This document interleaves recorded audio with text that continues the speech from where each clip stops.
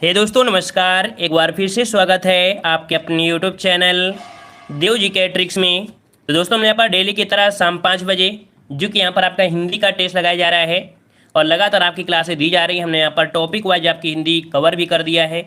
एक टॉपिक के 100 200 300 क्वेश्चन हमने कवर किया है और आपके यूपीएसआई के प्रीवियस ईयर क्वेश्चन उसको भी हमने सॉल्व करा दिया है जो 2017 में आपके एग्जाम हुए थे। उसकी भी आपकी प्लेलिस्ट बनी है तो उसको भी आप दे सकते हैं। ठीक है, चलिए लगातार आपकी तैयारी यहाँ पर जारी है तो आप प्लेलिस्ट के माध्यम से सभी वीडियो देखते रहिएगा। चलिए तो स्टार्ट करते हैं। यहाँ पर आपका पहला क्वेश्चन दिया गया है कि अनुस्वार किसका कार्य करता है। चलिए जवाब दीजिएगा। कह रहा आपसे यहाँ पर अनुस्वार किसका कार्य करता है, विसर्ग का, चंद्रबिंदु का या पंचम वर्ण का या स्वर का। चलिए जवाब यहाँ पर आ रहा है, ऑप्शन आ रहा है यहाँ पर 1 का सी। चलिए 1 का सी आ गया है, हम लॉक कर देते हैं। 1 का सी हो जाएगा, पंचम वर्ण का है। अनुस्वार आपसे पूछा है जो कि आपका पंचम वर्ण है और पंचम वर्ण में आपके 5 अक्षर आपके होते हैं, का वर्ग में है ना, चा वर्ग में, टा वर्ग में, ये सब आपके आते हैं। अच्छा, आपके दिमाग में एक पॉइंट ये भी आता है कि अंक और आहा क्या है ना। अंक और जो आहा है ये आपके क्या है, तो इन दोनों को कहा जाता है क्या, अयोग्यवाह कहते हैं। ठीक है, क्या बोलते हैं इन्हें, अयोग्यवाह कहा जाता है। अब यहाँ पर जो अंक है इसे हम लोग क्या बोलते हैं, अनुस्वार बोलते हैं। क्या बोलते हैं, अनुस्वार भी इसे भी कहते हैं। ठीक है, और जो आपका आ है इसे हम लोग विसर्ग बोल देते हैं। ठीक है, क्या बोलते हैं, विसर्ग। याद रखिए अनुस्वार का जो प्रयोग किया जाता है ना, ये आपके तत्सम शब्द में किया जाता है। किसमें, तत्सम शब्द में प्रयोग करते हैं आपके अनुस्वार का, लेकिन विसर्ग का प्रयोग हम लोग तत्सम में नहीं बल्कि तद्भव में किया जाता है। ठीक है, याद रहेगा। अच्छा देखो विसर्ग वाला, अच्छा हाँ विसर्ग को भी हम तत्सम में करते हैं। हाँ एक पॉइंट आपका होता है चांद की बिंदी, है ना, चांद की बिंदी। ये बताइए जो चांद की बिंदी है इसे हम लोग क्या कहते हैं, चांद की बिंदी को क्या कहते हैं, तो इसे बोलते हैं अनुनासिक। क्या बोलते हैं, अनुनासिक कहते हैं। याद रखिए 4 पॉइंट यहां से बनते हैं इसलिए हम आपको कवर करा दे रहे हैं। अनुनासिक इसे कहते हैं। ठीक है, और जो अनुनासिक होता है इसका प्रयोग अर्थात चांद की बिंदी का प्रयोग हम लोग किसमें करते हैं, तद्भव में करते हैं। ठीक है, तद्भव में करते हैं। तो याद रखिए अनुस्वार, अंक की बिंदी, आ की बिंदी, ये पंचम वर्ड ये आपको इसी से रिलेटेड है। तो हमने सबका शुभ यहाँ पर हर जितना भी क्वेश्चन बन सकता था हमने यहाँ पर बता दिया। ठीक है, और जो अनुस्वार होता है इसमें नाक से मुंह से ज्यादा आपकी सकते हैं श्वास निकलती है और नाक से आपकी कम निकलती है। ठीक है, चलिए आते हैं अगले क्वेश्चन को। और कह रहा है निम्न में से सही शब्द आपको चुनना है। चलिए बताइएगा सही शब्द इनमें से कौन हो जाएगा, कौन सा इसमें से सही शब्द है आपका, आदर्श। यहां पर आपका जवाब हो गया है आदर्श आ गया है। देखो ऑप्शन आपका सी नंबर बिल्कुल जवाब सही है। नंबर आप नोट करते चलिए कितने क्वेश्चन आप सही कर रहे हैं। और आज यहां पर देखना है कि 40 में 40 किसके जवाब आते हैं, क्योंकि आज का टेस्ट पेपर बहुत ही लाजवाब है और सभी से उम्मीद है जो लोग काफी दिनों से जुड़े हैं वो 40 में 40 लेकर यहाँ पर आएंगे। ठीक है, नाक और मुंह से बिल्कुल सही है, नाक मुंह से आपसे दोनों से निकलती है, परेशान नहीं है। तीसरा क्वेश्चन दिया है कि देश में संतुलित क्षेत्रीय विकास केंद्र सरकार द्वारा उन उद्यमों में, देखो या से स्टार्ट हो रहा है। ऑप्शन अगर देख लेते हैं, या वाला कोई ऑप्शन दिया है, देखो या वाला ऑप्शन कहां पर दिया है, डी वाले में दिया है। अर्थात अगर इस क्वेश्चन को अरेंज करेंगे तो ऑप्शन यहां पर 4th वाले को लगाइएगा, इसके अनुसार से ऑप्शन डी सही हो जाएगा कि देश में संतुलित क्षेत्रीय विकास केंद्र सरकार द्वारा उन उद्यमों में सरकारी क्षेत्र के उपक्रमों के जरिए, है ना, इस प्रकार से करिएगा। कौन सा, ऑप्शन आपका डी। नेक्स्ट क्वेश्चन दिया गया है निम्न में से निराला द्वारा रचित काव्य में से कौन है। चलिए जवाब दीजिएगा। सभी से उम्मीद रख रहे हैं कि आज के टेस्ट पेपर में आप लोग अच्छा प्रदर्शन करेंगे, बेहतरीन तरीके से प्रदर्शन आपका होगा। चलिए यहाँ पर देखिए, यहाँ पर निराला का जवाब आ चुका है, ऑप्शन आ रहा है सी नंबर, बिल्कुल जवाब सही है। याद रखिएगा निराला जो आपका है, निराला है ना, सूर्यकांत त्रिपाठी निराला जिनकी रचना है आपकी क्या, तो आपकी अनामिका है। अच्छा ये बताइए पद्मावत किसकी है, चलिए बताइए जल्दी से कि पद्मावत किसकी है। पद्मावत है आपकी किसकी है, मलिक मोहम्मद जैसी की है ना, किसकी है, मलिक मोहम्मद जैसी की है। वहीं पर अगर पूछे उर्वशी किसकी है, तो उर्वशी किसकी है, तो आपके रामधारी सिंह दिनकर की है। किसके, रामधारी सिंह दिनकर की। हमने ये भी बताया था कि उर्वशी जयशंकर प्रसाद की भी है, लेकिन ऑप्शन में अगर रामधारी सिंह दिनकर आता है तो पहले रामधारी सिंह दिनकर लगाना है, बाद में आप जयशंकर लगा सकते हैं। यहाँ पर दिया गया है पथिक, पथिक किसका है, तो पथिक है आपकी राम नरेश त्रिपाठी की। किसकी है, राम नरेश त्रिपाठी की है, राम नरेश त्रिपाठी की। इस प्रकार से चारों ही ऑप्शन आपके कंप्लीट हो रहे होंगे। चलिए आते हैं अगले क्वेश्चन को। क्वेश्चन दिया है मानकीकरण के स्तर पर भाषा संबंधी सोपान नहीं है। देखो हमने आपको बताया होगा कि पहले बोली होती है, भाषा होती है, मानक भाषा, इस प्रकार से आपके क्रम से चलते हैं ना। जैसे जैसे आपका थोड़ा सा बड़ी हो जाती है बोली तो उसे हम लोग भाषा कह देते हैं। तो यहाँ पर देखो इसको भी पढ़ें, इसे आप पढ़ें, इसे पढ़ें, लेकिन सहजात ये इसमें, सहजता इसमें से नहीं होगा, तो ऑप्शन डी हो जाएगा। अगला है उपसर्ग का चयन करें। यहाँ पर दिया है उत्कर्ण, उत्कर्ण में पूछा है उपसर्ग और उपसर्ग होता है किसी भी शब्दांश के पहले वर्ण होता है, तो आपका जवाब क्या हो जाएगा, 6 का ऑप्शन आ रहा है यहाँ पर आपका ए नंबर, जवाब बिल्कुल राइट है, ए नंबर आपका राइट हो जाएगा। ठीक है, चलिए आते हैं अगले क्वेश्चन को। क्वेश्चन दिया गया है निम्नलिखित में से कौन सा शब्द जातिवाचक संज्ञा नहीं है। जातिवाचक संज्ञा नहीं है, जवाब दीजिए 7 नंबर में। आज हम जवाब आप लोगों से लेंगे, हम बताएंगे बाद में, लेकिन आपका कमेंट सबसे पहले आना चाहिए। ठीक है, देखते हैं कि आज तैयारी किसकी किसकी है बेहतरीन तरीके से। लाइक शेयर का बटन दबाते रहिए, जितने लोग जुड़ रहे हैं लाइक का बटन जरूर दबाते रहिए। ठीक है, सपोर्ट करते रहिएगा। चलिए देखो यहाँ पर जवाब आ गया है, यहाँ पर सी नंबर। देखो यहाँ पर जवान जो शब्द है ये भी क्या है, जातिवाचक है। बालक भी क्या है, आपका जातिवाचक है। यहाँ पर मनुष्य भी क्या है, तो आपका जातिवाचक है। अर्थात आपका जवाब यहाँ पर क्या हो जाएगा, सी नंबर। ये जातिवाचक संज्ञा आपका नहीं है, ऑप्शन सी हो जाएगा। नेक्स्ट क्वेश्चन दिया है परिमाणवाचक क्रिया विशेषण का वाक्य कौन सा है। देखो यहाँ पर दिया है परिमाणवाचक क्रिया विशेषण। वह बहुत थक गया है, वह अभी अभी गया है, वह अंदर बैठा है, वह अब भली भांति नाच लेता है। समझ गए होंगे और जवाब लगभग आ चुका है। यहाँ पर ऑप्शन वह बहुत थक गया है। क्या बात है, सभी के जवाब बहुत ही अच्छे आ रहे हैं और बिल्कुल फटाफट आ रहे हैं। अगला क्वेश्चन दीजिएगा कि निम्न में प्रेरणार्थक क्रिया कौन सी है। प्रेरणार्थक क्रिया पूछा गया है उठना, चमकना, गिराना और देना। इनमें से पूछा गया है प्रेरणार्थक क्रिया जिसमें से प्रेरणा दी जा रही हो। देखो यहाँ पर उठना दिया है, चमकना दिया है, गिराना। देखो यहाँ पर ऐसा लग रहा है कि कोई किसी से कह रहा है गिराना, तो इसका मतलब है यहाँ पर कहीं ना कहीं प्रेरणा शब्द आपका छुपा है। तो ऑप्शन सी यहाँ पर आपका जवाब सही हो जाएगा। प्रेरणा का भाव यहाँ पर दिख रहा होगा। अगला क्वेश्चन आपसे दिया गया है इत धन आदि इत्यादि में कौन सी संधि है। चलिए 10 का जवाब दीजिएगा। इत धन आदि क्या बन गया, इत्यादि। यहाँ पर बताइए कौन सी संधि है। हमने कई बार आपको बताया है कि जब भी कभी यह शब्द मिले या वह शब्द मिले या र शब्द मिले और इनके पहले आधा शब्द लग जाए, कोई भी शब्द आधा अगर हो जाए तो वो होता है यर्ण संधि। तो आपका जवाब क्या हो जाएगा, यहाँ पर ए नंबर यर्ण संधि हो जाएगा। नेक्स्ट क्वेश्चन दिया है वीणा पाणी शब्द में कौन सा समास होगा। वीणा पाणी शब्द में समास आपसे पूछा है तत्पुरुष समास, बहुब्रीहि समास, द्वंद्व समास और आपका द्विगु समास। तो वीणा पाणी से आपको ये समझ में आया है, वीणा पाणी मतलब होता है हाथ, जिनके हाथ में वीणा है। तो आपने देवी देवताओं को देखा होगा जिनके हाथ में वीणा होता है ना। तो यहाँ पर कौन सा हो जाएगा, ये बहुब्रीहि समास है। अर्थात एक विशेष अर्थ निकला, हमने देवी देवताओं में पहुंच गए, अर्थात ऑप्शन बी हो जाएगा बहुब्रीहि समास जब विशेष अर्थ निकले। अगला है धवल का अनेकार्थी क्या होता है। देखो धवल का अनेकार्थी पूछा गया है तो हमें ऐसा लगता है कि ये जो टॉपिक होता है सभी को कठिन लगते हैं। यहाँ पर धवल के जो अनेकार्थी होते हैं क्या होते हैं, आपका स्वच्छ होता है, आपका सफेद होता है, काला बादल होता है, आपका यहाँ पर कह सकते हैं कि रीति होता है, ठीक है, भाग्य भी होता है, निष्कलंक भी होता है। इसका राइट आंसर आपका बनेगा ए नंबर, धवल का अनेकार्थी निष्कलंक हो जाएगा। ठीक है, अगला क्वेश्चन दिया है इनमें से अश्लील शब्द कौन सा है। अश्लील शब्द पूछा गया है सलील, दुश्लील, विश्लील और आपका कुश्लील। जवाब क्या बन जाएगा। चलिए 13 का ऑप्शन आ चुका है, यहाँ पर बहुत ही फास्ट जवाब आ रहे हैं। चलिए यहाँ पर जवाब आपका हो जाएगा कौन सा, ऑप्शन ए हो जाएगा, यहाँ पर सलील हो जाएगा। देखिए शशक का पर्यायवाची पूछा है। शशक का पर्यायवाची की हम बात करते हैं तो यहाँ पर होता है क्या, खरगोश होता है, जिसे हम लोग खरा के नाम से भी जानते हैं। तो ऑप्शन क्या हो जाएगा, 14 का ऑप्शन यहाँ पर आपका ए नंबर आपका राइट हो जाएगा। नेक्स्ट क्वेश्चन दिया गया है कि कभी नाव गाड़ी पर कभी गाड़ी नाव पर, लोकोक्ति का सही आशय इनमें से कौन सा हो जाएगा। संघर्ष होना, एक दूसरे की सहायता करना, भलाई करना, एक से स्वभाव वाले, एक से स्वभाव वाले। बिल्कुल जवाब यहाँ पर लाइक कर देते हैं, लॉक कर देते हैं। यहाँ पर आ रहा है संघर्ष होना, कुछ लोग जवाब दे रहे हैं बी नंबर, कह रहे हैं इसका ऑप्शन बी होगा। चलिए देख लेते हैं, जो ऑप्शन बी बिल्कुल सही है, एक दूसरे की सहायता करना, कभी नाव गाड़ी पर कभी गाड़ी नाव पर। क्योंकि यहाँ पर व्यक्ति के जीवन में देखा जाए तो कभी न कभी किसी की जरूरत तो जरूर पड़ती है, तो इसलिए हमेशा एक दूसरे की हेल्प करना चाहिए, चाहे वो पैसे से हो, चाहे आपके शरीर से हो, चाहे किसी प्रकार से। इसलिए हमेशा यहाँ पर कह सकते हैं सहायता जरूर करना चाहिए। मोती का तत्सम पूछा गया है। मोती का तत्सम आपसे पूछा है, मोती का तत्सम क्या होता है। ऑप्शन यहाँ पर 16 नंबर में मोती का मोक्ति दे रहे हैं, बल्कि इसका राइट आंसर आपका बनेगा यहाँ पर सी नंबर या आपका बी नंबर। चलिए 16 का ऑप्शन आ चुका है, इसका लॉक करते हैं, ऑप्शन बी हो जाएगा। यहाँ पर मोती का तत्सम होता है मौक्तिक। क्या होता है, मौक्तिक। ईमानदारी से यहाँ पर बताइएगा कि जो आपका सही हो रहा है उसको ही काउंट करिएगा, अगर गलती हो रहा है तो उसको आप यहाँ पर काउंट न करिएगा, ठीक है ना। तो ईमानदारी से बताइएगा ताकि पता चल पाए कि आप लोग कितने पानी में हैं। क्वेश्चन बताइएगा, अगला दिया है शुद्ध वर्तनी का चयन करना है। यहाँ पर बताइए त्रिदोष जो लिखा जाएगा किस प्रकार से होगा, कौन से सा का प्रयोग करते हैं, इस वाले सा का प्रयोग करते हैं या इस वाले सा का प्रयोग करते हैं। चलिए जवाब दीजिएगा। यहाँ पर आ रहा है ऑप्शन 17 नंबर में बी और कुछ आ रहा है सी, लेकिन इसका जवाब हो जाएगा ऑप्शन सी, त्रिदोष इस प्रकार से लिखते हैं, ऑप्शन सी यहाँ पर राइट हो जाएगा। क्लियर हो गया इतना पॉइंट। चलिए आते हैं अगले क्वेश्चन की ओर। क्वेश्चन दिया है कि सूर्यास्त के समय दिखने वाली लालिमा को क्या कहते हैं। सूर्यास्त के समय दिखने वाली लालिमा को क्या कहते हैं। चलिए यहाँ पर जवाब सही क्या हो जाएगा। चलिए देखिए यहाँ पर याद रखिए, उषा दिया है, यहाँ पर उषा दिया गया है, उपास दिया है और आपका औरस दिया गया है। लेकिन यहाँ पर आपसे पूछा गया है क्या, लालिमा। जवाब हो जाएगा बी, उषा।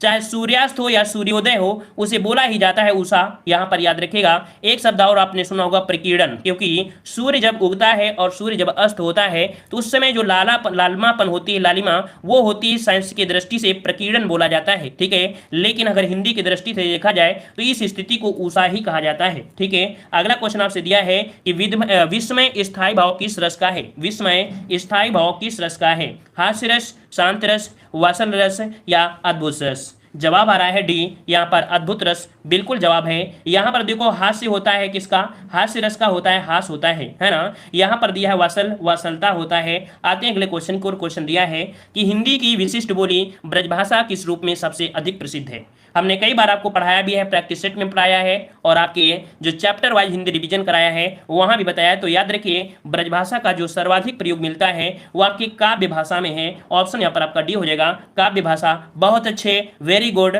यहाँ पर जवाब दीजिए अगला क्वेश्चन। पद्यांश को पढ़कर सही से उत्तर देना है। बिल्कुल छोटा सा पद्यांश दिया है कि वहां कतार में बंधी है नाले बांस की खूंटियों से, उसी रास्ते दूर दूर जाते हैं किसान हल जोतते कंधों पर हल रखे, रंभाते हुए गाय बैल तैर कर जाते हैं उस पार घास चरने, शाम को जब वे लौटते हैं घर उनकी ऊंची ऊंची घास में छिपकर हुक्के हो करते हैं सियार। फिर दिया है माँ तू बुरा ना माने तो बड़ा होकर मैं नाव खेने वाला एक नाविक बनूंगा। ये दिया गया था। देखो यहाँ पर दिया है कि इस कविता में कौन किसको संबोधित कर रहा है। 21 नंबर में गद्यांश को हम सॉल्व करा रहे हैं ताकि पीईटी एग्जाम में अच्छा प्रदर्शन कर पाए। ठीक है, याद रखिएगा कि यहाँ पर कविता में किसको संबोधित कर रहा है। 21 नंबर में देखो, पढ़ने में समय तो नहीं लगा है, लेकिन अगर नहीं लगा है तो आप सॉल्व भी तो कर दीजिए। लेखक के रूप में एक बच्चा अपनी माँ को कहता है। ठीक है, लेखक के रूप में एक बच्चा अपनी माँ को एक कह रहा है। तो ऑप्शन क्या हो जाएगा, यहाँ पर बी नंबर आपका राइट हो जाएगा। अगला क्वेश्चन दिया है कि लेखक नाविका को क्यों बनाना चाहता है। लेखक नाविक क्यों बनना चाहता है ना, लेखक नाविक क्यों बनना चाहता है। तो अभी आपने देखा कि वह नदी पार के सौंदर्य का आनंद उठाना चाहता है। ठीक है, तो ऑप्शन कौन सा हो जाएगा, ए नंबर आपका राइट हो जाएगा। अगला क्वेश्चन दिया है कि नावों को बांझों की खूंटी से क्यों बांधा गया है। जो नाव होते हैं उनको बांझों की खूंटी से क्यों बांधा गया है। यहां पर याद रखिएगा, कहीं लहरें नाव को बहाकर न ले जाएं। तो ऑप्शन आपका सी हो जाएगा। कितना इजी टेस्ट आपका है ना, कितना इजी आपका यहां पर दिया गया है, जो कि आपके यहां पर पद्यांश है और गद्यांश होता तो और भी अच्छा होता। देखो यहां पर दिया है कविता में पुनरुक्त शब्द युग्म आपके आए हैं। कौन कौन से आपके हैं पुनरुक्ति। यहां पर जो 24 नंबर है, देखिए यहां पर आपका दूर दूर ऊंची ऊंची ये शब्द आपको मिले, देख सकते हैं। हम आपको दिखा देते हैं, दूर दूर और ऊंची ऊंची शब्द आपको यहां पर देखने को मिल रहे होंगे। ये शब्द आपका ऊंची ऊंची आपको दिया है, आपका दूर दूर दिया है। ठीक है, चलिए आगे बढ़ते हैं। यहां पर आपका दिया है तैर कर जाते हैं उस पार। पंक्ति में तैर कर शब्द को पहले रखा गया है, क्यों। यहां पर तैरकर शब्द जो रखा गया है पहले क्यों रखा गया है, इनमें से तैर कर जाते हैं उस पार। याद रखिएगा 25 नंबर में यहां पर लिया है लेखक तैरने पर बल देना चाहता है, बोल रहा है कि तैरने पर बल दे रहा है। यहां पर ऑप्शन सी आपका जवाब राइट हो जाएगा। ठीक है, अगला क्वेश्चन दिया गया है गद्यांश का, दिया गया है गद्यांश तो खत्म। यहां पर आपका दिया है संसार की समरस्थली में धीरता धारणा करो में कौन सा अलंकार है। थोड़ा सोचिए समझिए, बहुत ही आसान तरीके से इस प्रश्न का जवाब आप दे सकते हैं। संसार की समरस्थली में धीरता धारण करो में कौन सा अलंकार है।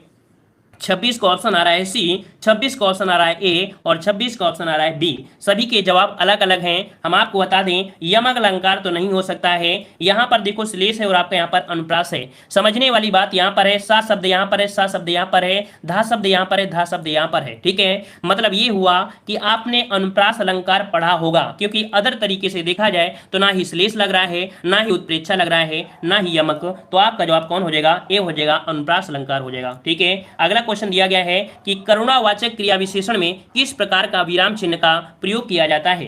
चलिए बताइएगा कि करुणावाचक क्रिया विशेषण में किस प्रकार का विराम चिन्ह का प्रयोग किया जाता है। उपविराम दिया गया है, विवरण दिया गया है, उद्धरण दिया है और आपका अर्धविराम। नया क्वेश्चन है, नोट करिएगा कि जब भी करुणावाचक क्रिया विशेषण होता है वहां पर अर्धविराम का प्रयोग किया जाता है। ऑप्शन यहां पर आपका डी राइट हो जाएगा। नेक्स्ट क्वेश्चन बढ़ते हैं। कह रहा है श्री कामता प्रसाद गुरु ने विराम चिन्हों को जो संख्या है वो कितनी बताई है। श्री कामता प्रसाद गुरु ने विराम चिन्हों की संख्या कितनी बताई है। 10, 20, 30, 40। जवाब यहाँ पर आ रहे हैं ऑप्शन बी, ऑप्शन बी। जवाब हम लॉक कर देते हैं, आपका जवाब 100% राइट है। यहाँ पर याद रखिए कामता प्रसाद गुरु ने विराम चिन्हों की संख्या 20 बताई है, ऑप्शन बी हो जाएगा। नेक्स्ट क्वेश्चन दिया है योग रूढ़ शब्द कौन सा है।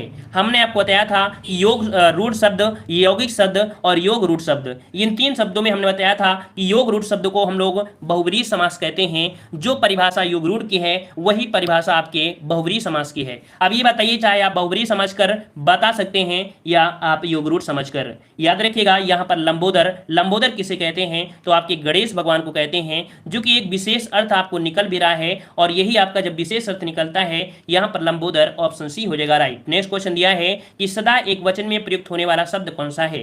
पौधा है, पुस्तक है, सहायता और आपका लड़का है। यहाँ पर बताइए सदा एक वचन में, हमने वीडियो अपलोड किया था उसे देखिएगा, बहुत ही आनंद तरीके से इसे पढ़ेंगे। देखो सदा एक वचन में पौधा, पौधे हो सकता है, पुस्तकें हो सकता है, लड़के हो सकता है, मतलब आपका सहायतें नहीं बोल सकते हो तो ऑप्शन क्या सी हो जाएगा सहायता। ये सदा एक वचन में आपका प्रयोग होता है। हाँ याद रखिएगा जो मटेरियल नाउन होता है, द्रव्यवाचक संज्ञा जितनी भी होती है, द्रव्यवाचक संज्ञा जैसे तेल वगैरह हो गया है ना, ये हमेशा क्या होती है, ये भी एक वचन में ही प्रयोग की जाती है। द्रव्यवाचक संज्ञा हमेशा एक वचन में होती है, ये भी पॉइंट आपको याद रखना है। नेक्स्ट क्वेश्चन है नीली साड़ी में कौन सा विशेषण है। नीली साड़ी दिया है संख्या, तो संख्या क्या दर्शा रहा है, नहीं दर्शा रहा है। यहाँ पर परिमाण क्या नाप तोल रहे हैं, नहीं कर रहे हैं। सर्वनाम का प्रयोग हुआ है क्या, नहीं हुआ है। आपका जवाब सी हो जाएगा, गुण को बता रहा है। कैसी साड़ी, नीली साड़ी, ऑप्शन सी गुणवाचक हो जाएगा। नेक्स्ट क्वेश्चन दिया है निम्न में से सकर्मक क्रिया आपको बताना है। क्रिया हमने बताया था सकर्मक क्रिया और अकर्मक क्रिया। याद रखिए जब ऐसा लगे कि कभी किसी चीज में मेहनत लग रही है ना, या कह सकते हैं कि उसमें ऐसा लग रहा है कि कुछ खपत हो रही है, वहां पर आपकी सकर्मक चखना, सोना, मुस्कुराना और लिखना। क्या लिखता, अगर क्वेश्चन हम आपसे बोले कि क्या चखता है तो आप नहीं जवाब दोगे, क्या सोता है नहीं पता है, क्या मुस्कुराता है आप जवाब नहीं दे सकते हो, है ना। जवाब दोगे तो ऊट पटांग का जवाब दोगे। लेकिन अगर हमसे पूछे क्या लिखता है तो कहोगे कि कुछ ना कुछ तो लिख ही रहा होगा, भले ही वो लेटर लिख रहा हो। तो आपका जवाब क्या हो जाएगा, डी, लिखना हो जाएगा। नेक्स्ट क्वेश्चन है मनोविज्ञान में कौन सी संधि है। 33 नंबर को लॉक करिए। मनोविज्ञान में जो संधि है वो आपकी कौन सी संधि है। देखो यहाँ पर दिया है मनोविज्ञान, याद रखिए गुण संधि मत बताइएगा। यहाँ पर मनः धन विज्ञान होता है, इसको जब तोड़ेंगे तो मनः निकलेगा, अर्थात जो ओ की मात्रा है वो आपकी विसर्ग में कन्वर्ट हो जाएगी और आपका बन जाएगा मनः धन विज्ञान, अर्थात विसर्ग संधि। आपका जवाब राइट हो जाएगा। आते हैं अगले क्वेश्चन की ओर। क्वेश्चन दिया गया है कि निम्न में से कौन सा द्विगु समास है। द्विगु समास किसे कहते हैं, जो संख्या को व्यक्ति करता हो, जो संख्या को व्यक्त करता है उसे हम लोग बोलते हैं आपका द्विगु समास। अर्थात यहाँ पर ऑप्शन में आपको दिख रहा होगा ऑप्शन डी, चतुर्भुज आपका जवाब यहाँ पर हो जाएगा। हमने बताया था समास होते हैं अपवाद में, इनको हम लोग ऑप्शन के अनुसार लॉक करते हैं। वैसे देखा जाए तो चतुर्भुज हम लोग किसी भगवान को भी कहते हैं, क्योंकि एक विशेष अर्थ होता है चार भुजाओं वाले, है ना, तो ये विशेष में निकलेगा। लेकिन यहाँ पर बहुब्रीहि न लगाकर यहाँ पर हम द्विगु बोलेंगे, ऑप्शन सी, ऑप्शन डी हो जाएगा। मतलब समास को हम ऑप्शन के अनुसार लॉक करते हैं। अगला क्वेश्चन दिया है गो का अनेकार्थी शब्द क्या है। गो का अनेकार्थी शब्द इनमें से सही क्या बन जाएगा। याद रखिए गो का अनेकार्थी होता है इंद्रिय। क्या होता है, इंद्रिय। ऑप्शन आपका जवाब ए राइट हो जाएगा। नेक्स्ट क्वेश्चन दिया है कि बालों को खोलकर मत चला करो, दिन में रास्ता भूल जाएगा सूरज। प्रस्तुत पंक्ति में कौन सा अलंकार है। हमने अलंकार का वीडियो दिया था जिसमें से इस उदाहरण को बताया भी था, है ना। ऐसा नहीं है कि कोई अलंकार आपको ना मिले। बालों को खोलकर मत चला करो, दिन में रास्ता भूल जाएगा सूरज। तो देख सकते हैं यहाँ पर आपका जवाब आ रहा है सी नंबर। शायद आप लोगों ने पढ़ा भी होगा, अतिशयोक्त अलंकार है। मतलब यहाँ पर बालों की तुलना इतना ज्यादा, बालों के बारे में इतना ज्यादा बोल दिया गया है कि यहाँ पर सूर्य भगवान जो आपके हैं वो भी यहाँ पर क्या भटक सकते हैं, तो भटक नहीं सकते हैं। याद रखिए यहाँ पर अतिशयोक्त हो गया है, ऑप्शन सी हो जाएगा। नेक्स्ट क्वेश्चन दिया है कि मोक्ष की कामना करने वाला वाक्यांश के लिए एक शब्द बताना है। मोक्ष की कामना करने वाला, और मोक्ष की जो कामना करता है उसे मुमुक्ष कहते हैं। ऑप्शन यहाँ पर आपका सी, मुमुक्ष हो जाएगा। नेक्स्ट क्वेश्चन दिया है शुद्ध वाक्य चुनना है। चलिए, काफी लोग कह रहे हैं कि बालों खोल कर चलते हैं तो डर लगता है कि ये भूत है। भाई डरो मत, इन बालों से तो बहुत कुछ मिल जाता है, ठीक है। बालों से गुब्बारे भी मिल जाते हैं, और बालों से जीवन साथी, और बालों से चुड़ैल और भूत भी बन जाते हैं, ठीक है। तो बताइए शुद्ध वाक्य आपको चुनना है। वाह कितना सुंदर दृश्य है। देखो यहाँ पर ऑप्शन आपका हो जाएगा ए नंबर, वाह कितना सुंदर दृश्य है। मतलब वाह लगाया गया है तो यहाँ पर ये संबोधन चिन्ह ही आपको बता रहा है कि नहीं, ऑप्शन ए आपका राइट हो जाएगा। आते हैं अगले क्वेश्चन की ओर, चलते हैं अगले क्वेश्चन की ओर। दिया है भारत में सर्वाधिक खड़ी बोली भाषा कौन सी है। चलिए जवाब दीजिए, भारत में सर्वाधिक खड़ी बोली भाषा कौन सी है। चलिए, वर्दी से अगर आपको प्यार है तो डेली की क्लास लीजिए, डेली क्लास लीजिए, और जितनी क्लासें दे रहे हैं उतनी क्लासें लीजिए। उम्मीद से ज़्यादा आप लोगों के नंबर आएंगे और उम्मीद से ज़्यादा आपको विश्वास होगा कि नहीं हम कर सकते हैं। ठीक है, हाँ, टिकने का प्रयास करिए, इधर उधर भटकने का प्रयास मत करिए, जहां पर टिके वहां पर टिकिए और किताबों का प्रयोग जरूर करिएगा। सफलता आपके पास मिलेगी, स्टार आपको जरूर मिलकर रहेगा, याद रखिएगा। यहां पर देखो दिया गया है सर्वाधिक खड़ी बोली, जवाब आ गया है 39 का ऑप्शन आ रहा है हिंदी। याद रखिए हिंदी आपकी है। अगर हम आपसे क्वेश्चन देते हैं कि विश्व में हिंदी का स्थान कौन सा है, विश्व में हिंदी का स्थान कौन सा है, तो यहां पर कौन सा हो जाएगा, तीसरा स्थान आपका हिंदी का आता है। अगला क्वेश्चन दिया है कि आंख में गड़ना, मोहरे का अर्थ इनमें से क्या हो जाएगा। गौर से देखना, मन में खटकना, सहन न कर पाना या कोई नहीं, जवाब इनमें से क्या हो जाएगा। चलिए, काफी लोग जवाब यहाँ पर दे रहे हैं ए नंबर, कोई लोग दे रहे हैं बी नंबर। तो थोड़ा सोचिए समझिए कि मन में गड़ना इसका मतलब क्या होता है। जब आप किसी वस्तु को गौर से देखते हैं तो क्या आपकी आंखों में प्रेशर लगता है, या आपकी आपकी आंखें गड्ढे में चली जाती हैं, या आपकी आंखें सदमे में चली जाती हैं। ऐसा तो कभी प्रतीत नहीं हुआ होगा। ऐसा आपको प्रतीत जरूर हुआ होगा कि जब आंख में गड़ना मतलब होता है कि कोई चीज आप देख लेते हैं, चाहे वो सुंदर बुक हो, सुंदर स्त्री हो, सुंदर दृश्य हो, सुंदर आपका कुछ भी हो, तो आपकी हमेशा माइंड में एक ही वस्तु खटकती है जो आपने देखा होगा और उसे पाने की लालसा आपकी होगी। तो मतलब आपका जवाब क्या हो जाएगा, मन में खटकना। ये जवाब आपका राइट। धन्यवाद, जय हिंद, वंदे मातरम।